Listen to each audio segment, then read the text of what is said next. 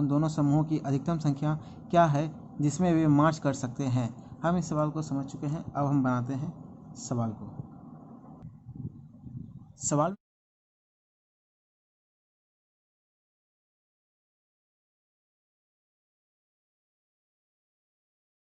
स्तंभों की अधिकतम संख्या निकालनी है हमें। तो SF 316 32 616 एंड 32 का SF निकालना है। SF निकालने का तरीका हम बताए थे कल। 616 में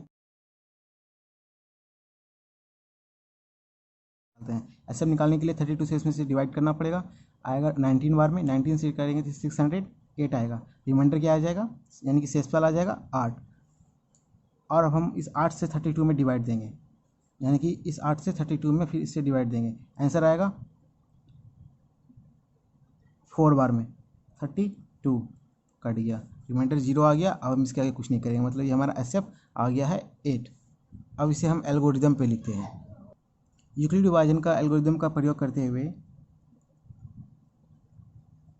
एल्गोरिदम का प्रयोग करना है तो हम क्या लिखते हैं, A बराबर BQ प्लस R, A बराबर BQ प्लस R। यहाँ पे हमने A क्या माना था 616, B क्या माना था 32। A उसे मानते हैं जो सबसे बड़ा होता है, सबसे बड़ा क्या था हमारा 616 था, और जो छोटा रहता है वो B रखते हैं, यानी कि 32 रखते हैं।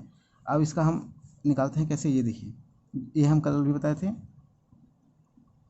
यानी कि 616 इक्वल टू B का मान था 32 इंटू BQ। यहाँ पे देखिए, अब यहाँ देखिए सवाल को, यहाँ तक देखिए, ये हमने 32 से डिवाइड किया था 616 में 19 आया था, यानी कि 6 यानी इतना गुना, ये हमारा B हो गया, ये हमारा A हो गया, A लिख दिए, B आ गया, B से इंटू कितना करेंगे 19 प्लस 8 है, यानी कि रिमाइंडर है, यानी इसे लिख दिए। अब हम इसी को नीचे यानी कि अगले स्टेप में करेंगे, क्योंकि रिमाइंडर का मान जब तक 0 नहीं आएगा तब तक हम ऐसा करते रहेंगे। अब यहाँ पे देखिए, यहाँ पे A का मान क्या हो जाएगा 32 आ जाएगा, यानी कि ये 32, यानी कि ये 32। अब इस स्टेप में करेंगे तो ये 32 हमारा यहाँ आ जाएगा। अब 32 बराबर ये क्या है 8 है, 8 यानी कि जिससे डिवाइड करते हैं 8 इंटू जितना इंटू किए थे 4 प्लस, यानी कि रिमाइंडर क्या 0 है, 0, यानी कि यही हमारा एल्गोरिदम के प्रयोग से बन गया आंसर। रिमाइंडर क्या है, रिमाइंडर आ गया 0 और ये आ गया 8, यानी कि SF बराबर क्या हो जाएगा हमारा 8 हो जाएगा। SF बराबर 8 आंसर हो जाएगा हमारा। चौथा नंबर सवाल पढ़ते हैं हम। यूक्लिड विभाजन प्रमेय का प्रयोग करके दर्शाए कि किसी धनात्मक पूर्णांक का वर्ग किसी पूर्णांक m के लिए 3m या 3m प्लस 1 के रूप का होता है। यह है हमारा सवाल। अब हम इसका आंसर निकालेंगे। आंसर बनाने के लिए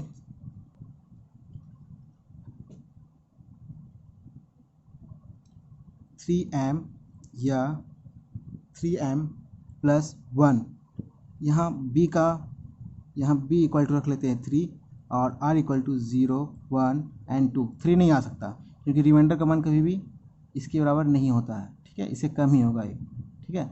अब इसका बनाते हैं आगे का सवाल, इसके आगे जाते हैं।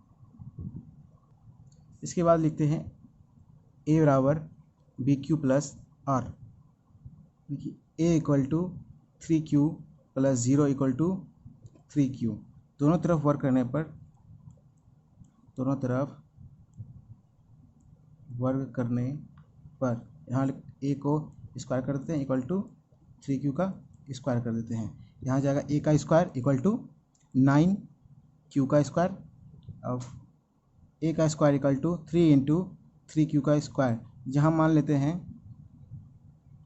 जहाँ 3Q का स्क्वायर को मान लेते हैं m, क्या मान लेते हैं m मान लेते हैं, तो क्या हो जाएगा A का स्क्वायर बराबर 3 हमारा 3 इंटू m। फिर आगे बढ़ते हैं। फिर A बराबर BQ प्लस R, यहाँ A equal to 3Q plus 1 पे रखते हैं, यानी कि R का मान क्या करते हैं अब 1 रख लेते हैं। अब 1 पे बनाते हैं, दोनों तरफ वर्क करने पर, दोनों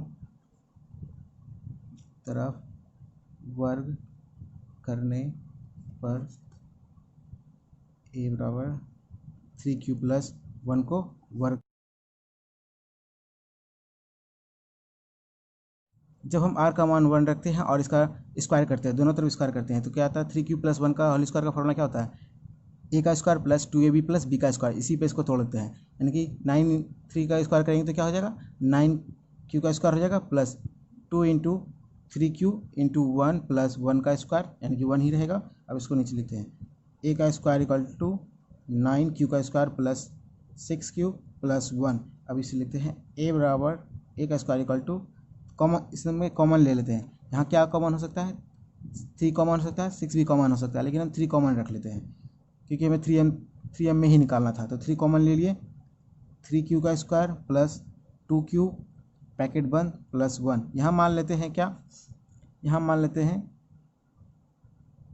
3q का स्क्वायर प्लस 2q का मान क्या कर लेते हैं 3m, क्या मान लेते हैं m, यानी कि इसे मान लेते हैं क्या 3q का स्क्वायर प्लस 2q का मान रख लेते हैं m। अब इस पे बनाते हैं, अब इस पर हम पुट कर देते हैं, फिर a बराबर B Q plus R A equal to 3q plus 2। जब हम यहाँ 3q तो हमारा आ जाता है यहाँ पे 3q प्लस 1, ये आ जाता है हमारा यहाँ। अब उसके बाद हम क्या करते हैं, फिर करते हैं a बराबर B Q plus R A equal to 3q plus 2। यहाँ पे रिमाइंडर का मान हम 3 रख लेते हैं, 2 रख लेते हैं, रिमाइंडर का मान 2 रख लेते हैं। अब इस पर हम पुट करते हैं आगे। अब इसे हम वर्क करेंगे, a बराबर 3q प्लस 2, इन दोनों का वर्क कर देते हैं, दोनों तरफ वर्क करने पर दोनों तरफ वर्क कर देते हैं। a का square equal to 3q plus 2 का होल स्क्वायर। अब इसको लिखते हैं a का स्क्वायर इक्वल टू 3q का स्क्वायर क्या हो जाएगा 9q का स्क्वायर हो जाएगा plus 2 into 3q into 2 plus 2 का स्क्वायर, यानी कि a का square plus 2ab plus b का स्क्वायर के फॉर्मूला पे हम इस्तेमाल किए हैं। एक a प्लस b का होल स्क्वायर का फॉर्मूला क्या होता है, a का square plus 2ab plus b का स्क्वायर। इसी फार्मूला पे हम सबको इस्तेमाल किए हैं। अब इसे हम आगे सॉल्व करते हैं। a का स्क्वायर इक्वल टू 9q का square plus 2 into 2 4 into 3 equal to 12q plus 2 का स्क्वायर करेंगे क्या आ जाएगा 4 आ जाएगा।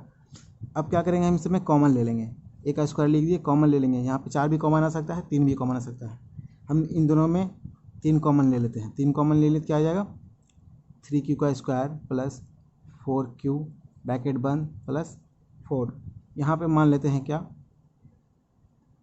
3q का स्क्वायर प्लस 4q को मान लेते हैं m। तो यहाँ पे आ जाएगा a का square equal to 3m plus 4। अतः वर्ग करने पर, अतः वर्ग के रूप में a का स्क्वायर 3m 3m प्लस 1 या 3q प्लस 4 होता है। मतलब हमें प्रूव करना था क्या 3 यानी कि 3m और 3m प्लस 1 3m प्लस 4 क्या इतना आता है, यानी कि r का मान रखने पर या फिर और उसे वर्ग करने पर क्या हमें इतना मान आता है, यानी कि मेरा मान ये सब आ गया था। ये वर्ग करने पर क्या मान आया था, इतना आंसर आ गया था।